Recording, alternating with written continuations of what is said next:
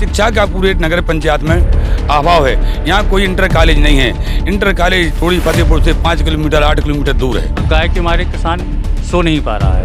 मतलब जो खेत में फसल डली है, गाय चर जा रही है, किसान क्या निकाले उन फसलों में से। जाति विशेष के होने के कारण साहब मेरी जाति ज़्यादा है, मैं सबसे ज़्यादा हूँ। यहाँ कुशवाहों का बोलबाला है और हम टोड़ी में कुशवाहा को जिता के बताएंगे। और कोई जाति, सारी जातियाँ यहाँ शून्य, कोई जातियों का वर्चस्व नहीं है, सिर्फ कुशवाहा का वर्चस्व है। बस इस नाते उन्हें टिकट मिल गया। क्योंकि यहाँ की जनता तो आगे अपनी बात कह नहीं पाती, नेता सुनते नहीं है। यहाँ भ्रष्टाचार का बोलबाला है यहाँ टोड़ी फतेहपुर में।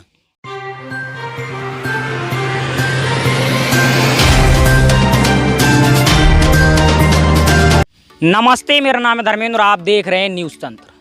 जैसे कि आप सबको पता है, नगर निकाय चुनाव बिल्कुल तेज़ी से दौड़ रहे हैं और हम नगरों में जाके जो प्रत्याशी मैदान में आ रहे हैं उन लोगों से चर्चा कर रहे हैं, जनता से चर्चा कर रहे हैं। उस जनता से चर्चा कर रहे हैं जो नगरों की सरकार को चुनेंगे, फिर वो नगरीय विकास कैसे करेंगे, उन मुद्दों पर भी हम चर्चा कर रहे हैं। और अभी हम उपस्थित हैं नगर पंचायत टोड़ी फतेहपुर में, और पीछे जिस शख्सियत को आप देख रहे हैं फिलहाल पहचान की मोहताज नहीं है। झांसी में कई ऐसे धार्मिक कार्य सिद्धेश्वर मंदिर से करवाते रहे हैं राजकुमार गोस्वामी जी, और राजकुमार जी मैंने अभी नाम बताया है। हाँ, गायों को लेकर मतलब गौ सेवा में कुछ ज़्यादा ही लीन है, वो गौ सेवक लगता है नाम के आगे।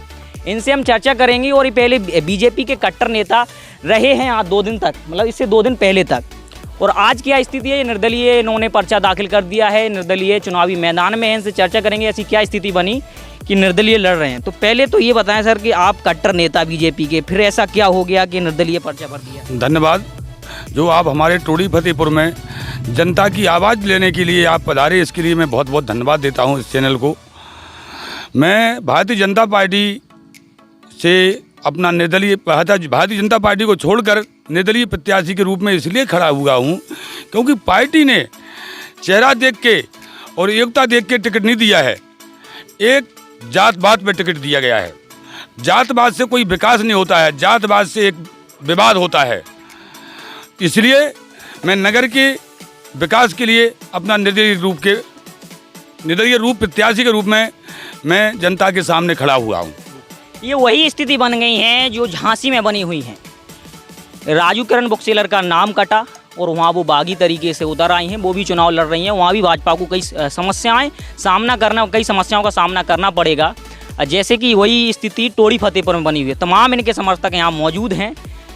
इन लोगों से हम चर्चा करेंगे कि मुख्य रूप से समस्याएं हैं क्या। पहले तो हमें ये बताएं आपके समस्याएं क्या हैं टोड़ी फतेहपुर में? समस्याएं ही समस्याएं हैं। फिर भी हम 2-4 गिनना चाहेंगे उंगलियों पे जो आ जाए। पहली बात तो यहाँ गाय के मारे किसान सो नहीं पा रहा है जी। मतलब जो खेत में फसल डली है, गाय चर जा रही है, किसान क्या निकाले उन फसलों में से जी। रोडें देखिए आप, सड़कें देख ली हमने।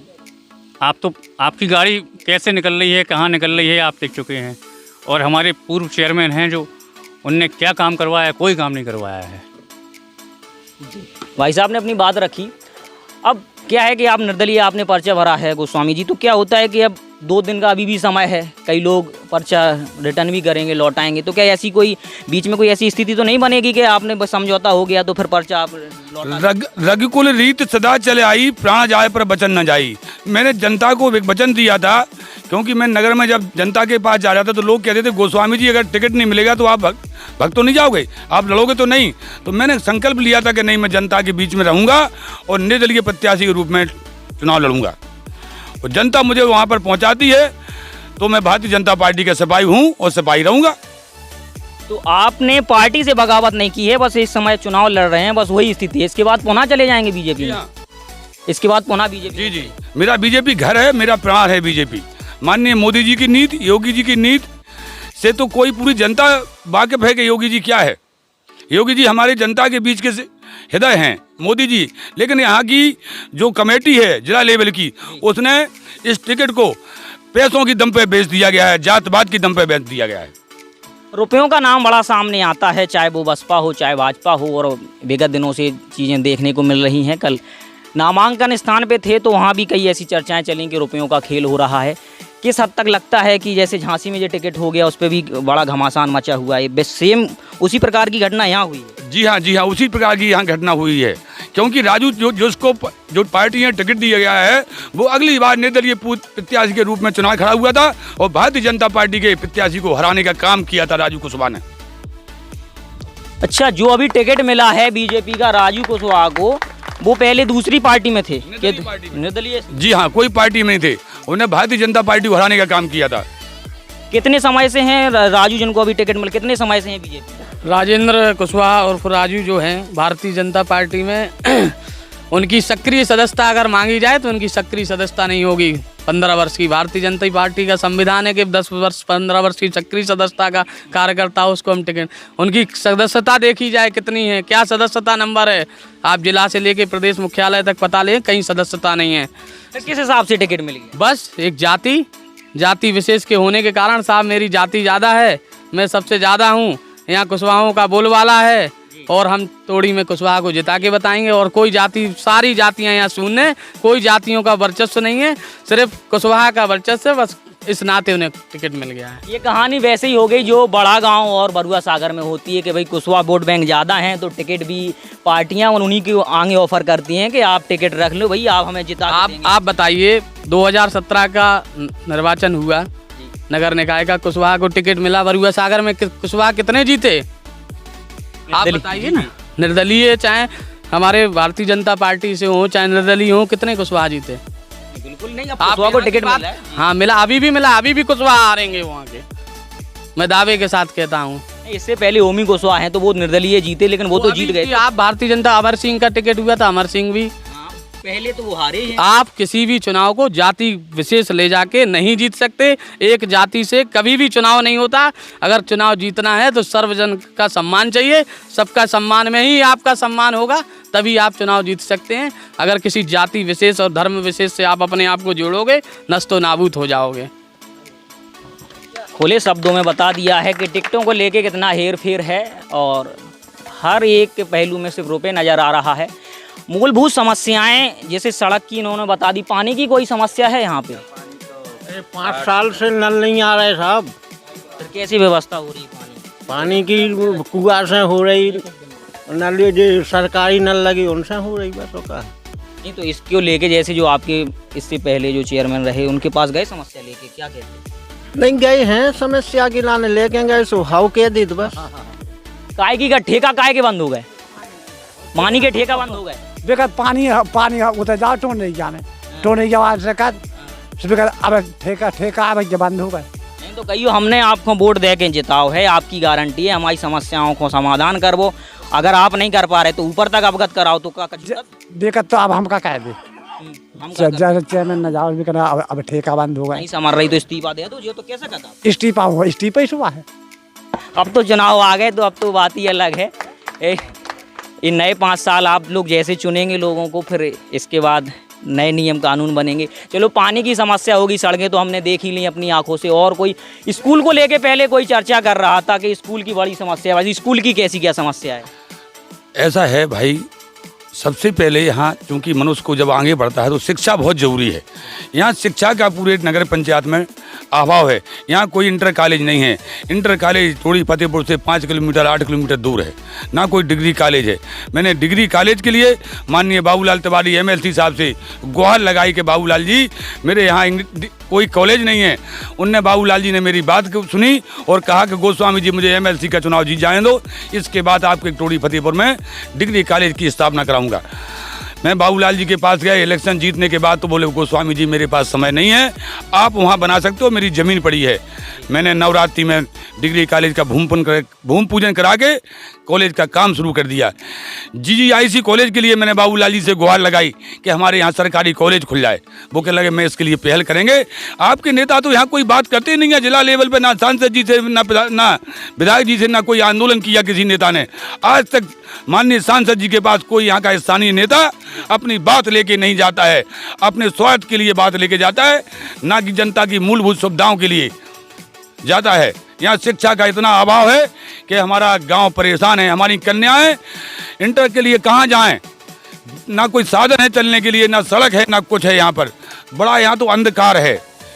जी ये चर्चा से बीच में हम रोक के बता दें कि जब पिछली बार हमने चुनावी चौपाल लगाया था तो उसमें कोई एक शख्स नज़र आए थे, उन्होंने यहाँ के युवाओं को नशेड़ी, गंजेड़ी और जुआरी बताया था। अब ये हमें नहीं पता इनमें से वहाँ कितने लोग मौजूद थे, शायद कोई बीजेपी के ही कार्यकर्ता थे और टिकट मांग रहे थे। तो हाँ, तो बताओ भैया, अपने पक्ष रखो, युवा हो तुम, कि क्या है जो कह रहे थे, कितनी सत्यता आती वहाँ में? उनके संगे को है भैया, एक आदमी नहीं है, बेखुद हैंगे गंजेड़ी। जब दूसरे युवा से बोल रहे तो को जे उनके संगे गंजेड़ी। आपको कुछ युवा निकल के आए थे, फिर उन्होंने हमें नाम काउंट कराए कि भाई देखो ये फलाने का लड़का एसआई हो गया, ये कांस्टेबल हो गया, इनकी लड़की टीचर बन गई। तो इस कदर ये लोग भी तो छवि खराब कर रहे हैं एक तरीके से क्षेत्र की, जब खुद ही कह रहे हैं वे कि भाई ऑन कैमरा कहा था, रिकॉर्ड है, कई कमेंट आए उसमें कहा गया कि इसको डिलीट कर दो। जो उनने कहा बिल्कुल झूठ कहा। हम युवा हमारी देश की शक्ति है। युवा अगर नशेड़ी हो जाएगा तो इस गांव में आतंक हो जाएगा। कोई किसी को पहचाने, कोई नशेड़ी नहीं है, ये झूठ है। क्योंकि कॉलेज ही नहीं है तो युवा कहाँ जाए पढ़ने के लिए? उनके पास किसान है, पैसा नहीं है, वो झांसी नहीं जा सकते, वो मऊरानीपुर नहीं जा सकते हैं।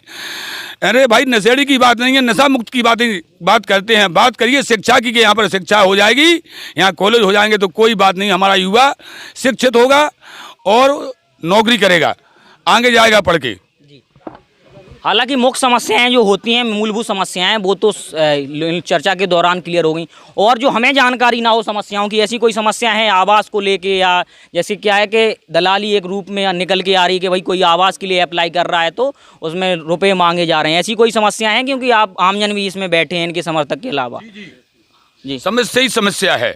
ऐसा है, हमारा सूखा पड़ गई या ओले पड़ गए तो फसल बर्बाद हो गई थी, उसका क्या नाम, उर्द की। तो जो यहाँ के माननीय लेखपाल साहब हैं तो चीन के पैसा दिया गया है और पैसा लिया गया है। ऐसा नहीं, क्योंकि यहाँ की जनता तो आगे अपनी बात कह नहीं पाती, नेता सुनते नहीं हैं। यहाँ भ्रष्टाचार का बोलबाला है यहाँ टोडी फतेहपुर में। कोटा वोटा ठीक ठाक मिल रहा है? क्योंकि कटौती का इसमें अभी हमने परसों ही 2 लोगों का कोटा रद्द कराया है। कोटा वोटा जाते होंगे आप लोग लेने?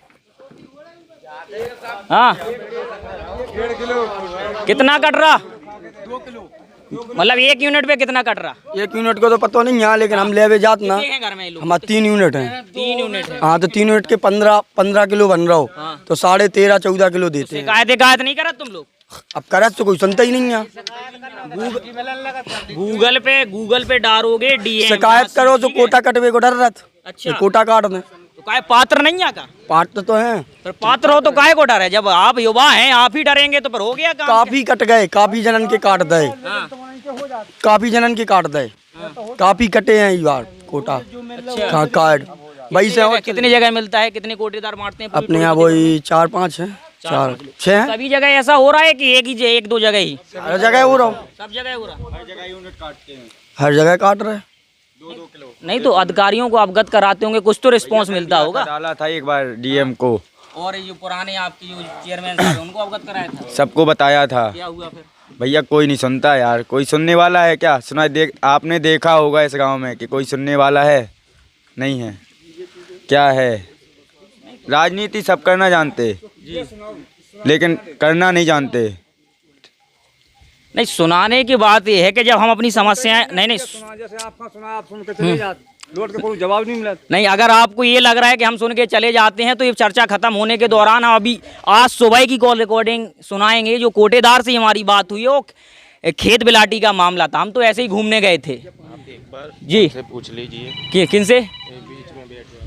हाँ बताओ चाचा, क्या कह रहे कोटा को लेके? कोटा का जो ले कि 10 किलो मिला, 9 किलो मिला। हाँ तो हाँ वो बताओ। दिक्कत होगा। और जी की फसल सड़ गई, उनका पैसा नहीं मिले, और जी की ठगड़ी है उनका 5 दिन एक पाल का दे दे, उनका पैसा मिल गए। हम वहाँ तो मायता फिर रहे सभी जन इकट्ठे हो गए, जाओ आप तो जो ही तो करने अब यही से तो हम कर रहे हैं कि हमारे नगर पंचायत को चेयरमैन बन में, नगर पंचायत चलाएगा और सबकी कीमत समझे, यही खिलाना तो हम हैं फिर रहे, वो कहाँ फिर रहे। पूरी जिला झांसी में कॉमन समस्याएं हैं निकल के आती हैं, कुछ में कुछ नया नहीं है इसमें। नहीं तो चुन तो आप ही रहे, किसने चुना था? पुराने चेयरमैन को किसने चुना था? अब चुनने तो आता ही है, जब कोई ना उगे तो चेयरमैन का चुनने ना। तो जाबार अच्छे से चुनियो। हाँ तो जाबार अच्छे से चुनियो। हाँ, आपकी राय अच्छी देख रहे हैं कौन इंसान कैसा है, अरे तो आपके बीच में रह रहा तो इतना तो पता होगा ही होगा कि किस हिसाब से काम करेगा। पता रहता है कौन कैसा, जब बन जाते हैं तो अपने अपने मन की छांटते हैं, इसीलिए तो हमें दूसरा बनाना, हमें नहीं बनाना है। हाँ तो बस वही बात है, सीधा कहो ना कि हम बदलाव चाहते हैं।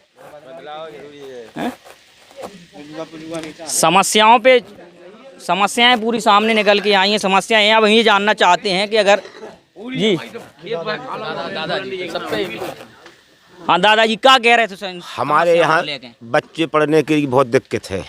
कम से कम हमारे प्राइमरी स्कूल नहीं है, कम से कम 5 किलोमीटर दूरी पे स्कूल पड़ता है हमारे घर से, मोहल्ला से कछियाना बलीपुरा। 5 किलोमीटर दूरी बच्चा पढ़ने जा ही नहीं पाते। बच्चे पढ़ेंगे तो कहाँ से पढ़ेंगे, जब कॉलेज नहीं है तो कहाँ जाएंगे पढ़े। छोटे छोटे बच्चा जा रहा है रोड पे, कौन वाहन घाल घुल ले तो बच्चे भी साले कोई एक्सीडेंट में हो जाते। नहीं ऊपर वाले तो कह रहे शिक्षा व्यवस्थाएं बढ़िया चल रही हैं, हमने इतने स्कूल खुलवा रही होगी जी, खुद कह रहे लेकिन मौका पे हो जब तो के स्कूल है, वो तो है ही नहीं स्कूल, तो काहे के चला रहे स्कूल। दादा कह रहे स्कूल है ही नहीं है तो कहाँ से शिक्षा मिलेगी। समस्याएं तो सभी निकल के सामने आ गई, लेकिन अब हमारे साथ अब निर्दलीय प्रत्याशी हैं जो चुनावी मैदान में। अब ये जानना चाहते हैं अगर जनता इन पे भरोसा जताती है तो इनके शुरुआती कार्य क्या होंगे। पहले तो ये बताएं भाई साहब, क्या होंगे वो शुरुआती मुद्दे जिन पे आप पहले, अगर जनता ने आप पे भरोसा जताया है, विश्वास जताया है, आपको जिता के आगे पहुँचाए, तो क्या होंगे वो काम? शुरुआती मुद्दा मेरे जो होंगे कि मैं बराबर 15 साल से कह रहा हूं कि जो माननीय योगी जी ने गौशाला खुलवाई हैं, उन गौशालाओं में गाय नहीं बच रही हैं। हम निगरानी समिति बना के गाय बचाएंगे। सबसे जी आए दिन जानकारी हमें भी मिलती है कि भाई आज यहाँ 4 खत्म हो गई, 5 मतलब वहाँ का भूसा ही नहीं पता चल रहा है, प्रधान जी खा जा रहे हैं कि गाय खा जा रही। यहाँ अधिकारियों की कार्यशैली सही नहीं है, यहाँ के जनप्रतिनिधि भी उसमें कोई इंटरेस्ट नहीं लेते। आज तक कोई जनप्रतिनिधि गौशाला में आज जाके 25 आदमियों की कोई चौपाल नहीं लगाई कि गाय माता हमारी कैसे बचें। इसलिए महोदय, मैं सबसे पहले मेरा प्रथम काम है कि मैं गाय माता को गौशालाओं से बचाएंगे। इससे 2 कार्य होंगे। अगर गायों को सुरक्षित तरीके से उनको गौशालाओं में रखा जाता है तो सबसे बड़ी जो देश की अर्थव्यवस्था का जो भागीदार हैं किसान, उनके लिए वो बहुत सहूलियत मिल जाएगी कि उनको कोई परेशानी नहीं होगी, उनकी फसल अच्छे तरीके से प्राप्त होती रहेगी। और दूसरा काम क्या होगा? दूसरा काम मेरा शिक्षा का होगा। हमारे नगर में कोई इंटर कॉलेज नहीं है, मैं इंटर कॉलेज के लिए माननीय मुख्यमंत्री जी के पास जाएंगे, शिक्षा मंत्री जी के पास जाएंगे, अपनी गुहार लगाएंगे कि हमारे यहाँ के इंटर कॉलेज, कन्या इंटर कॉलेज विशेषकर हो। युवाओं के लिए और क्या होगा, क्योंकि युवाओं, आपको भी पता है कि कितनी मतलब बड़ी बुरी स्थिति है रोजगार को लेके। इनमें कुछ ऐसा विचार है कि इनमें कुछ करने का? युवाओं के लिए रोजगार के लिए मैं सबसे बड़ी पहल ये करूँगा, क्योंकि मेरा गांव से, मेरा जो गांव नगर पंचायत है, यहाँ माननीय पशुपालन मंत्री जी से कहेंगे, जो मेरे मन के विचार हैं, कि हर किसान को 2-2 भैंस के एक अनुदान दिया जाए, जिससे हमारे युवाओं की रोजगार बढ़े। जी मैं युवाओं के लिए रोजगार के लिए यहाँ ITI कॉलेज खुलवाएंगे, जिससे हमारा युवा शिक्षित होगा और आगे पढ़ के जाएगा। लघु उद्योग के लिए मैं गुहार लगाऊंगा माननीय प्रधानमंत्री जी से, मुख्यमंत्री जी से, कि गांव में भी लघु उद्योग के बारे में विचार किया जाए और जल्दी लागू किया जाए, जिससे हमारा बेरोजगार जो घूम रहा है युवा, वो रोजगार से शिक्षित हो। 3 कार्य बता दिया आपने, शिक्षा बता दिया, गाँव की गायों के बारे में बता दिया, रोजगार के बारे में बता दिया। चौथा ऐसा और क्या काम होगा? चौथा काम ये है कि मैं खेत तक सड़क ले जाऊंगा, जिससे हमारा किसान कोई परेशान नहीं हो। खेत तक सड़क ले जाएंगे जिससे किसानों को कोई समस्या ना हो। और इसके अलावा भी और कुछ? इसके बाद पानी की व्यवस्था की जाएगी। हर 100 बीघा के 200 बीघा के मेड़ पे एक ट्यूबवेल की व्यवस्था की जाएगी। उसके लिए मैं आंदोलन करूंगा कि गांव में ट्यूबवेल लगवाए जाएं, शहर में उसमें खेतों पे ट्यूबवेल लगवाए जाएं। हमारे 4 मौजे हैं, बसवाड़ा है और इसके बाद कर्री, बिलगाएँ, धना, इनमें कोई ट्यूबवेल नहीं लगा हुआ। आज तक किसी नेता ने पहल नहीं किया। मैं ट्यूबवेल के लिए व्यवस्था करूंगा, क्योंकि नहर का पानी, नहर तो है लेकिन पानी टेल तक नहीं पहुंच रहा है। चिरगांव जैसी स्थिति ये बता रहे हैं कि चिरगांव में जैसे क्या है कि एक मौजे को देखते हुए सरकारी ट्यूबवेल वहाँ लगे हैं, वैसी व्यवस्थाएं कि किसी को कोई समस्या ना हो और क्षेत्र के लोग उससे अपना पानी भरें। जी जी जी, जैसे ट्यूबवेल लग जाएंगे हमारा किसान संपन्न हो जाएगा, उसको पानी टाइम से मिलने लगेगा। माननीय योगी जी ने कहा है किसानों की बिजली माफ़ होगा, ट्यूबवेल का माफ़ हो जाएगा। जब बिजली फ्री मिलेगी तो हमारा किसान मजबूत होगा, धनाढ़ होगा, बच्चों को पढ़ा सकेगा। गोस्वामी जी ने करीब 4 से 5 काम बता दिए हैं जो प्रमुखता से पहले करेंगे अगर इन पे जनता भरोसा जताती है। हमने आपके सामने समस्याएं रखी, समस्याओं का समाधान रखा और क्षेत्र के लोगों ने बता दिया, जो इनके समर्थक हैं, जो इनके समर्थक भी नहीं हैं, उन्होंने भी समस्याओं से अवगत कराया है। और फिलहाल ऐसे ही ताज़ा खबरों के लिए आप देखने के लिए न्यूज़ तंत्र को सब्सक्राइब कर लें। यदि फेसबुक पेज पर देख रहे हैं तो पेज को लाइक और फॉलो कर लें। मेरा नाम है धर्मेंद्र, कैमरे के पीछे हैं गौरव। धन्यवाद।